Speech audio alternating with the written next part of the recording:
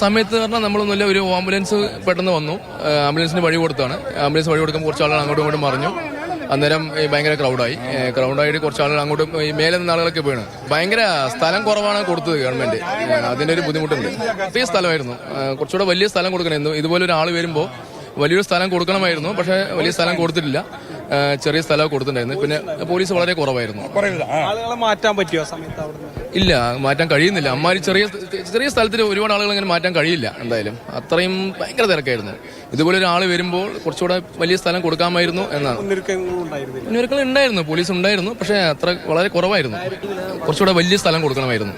ഇതുമാതിരി ഇങ്ങനെ ഒരു പുതിയൊരാള് ഈ രാഷ്ട്രീയത്തിലേക്ക് വരുമ്പോൾ കുറച്ചുകൂടെ വലിയ സ്ഥലം കൊടുക്കുന്നു.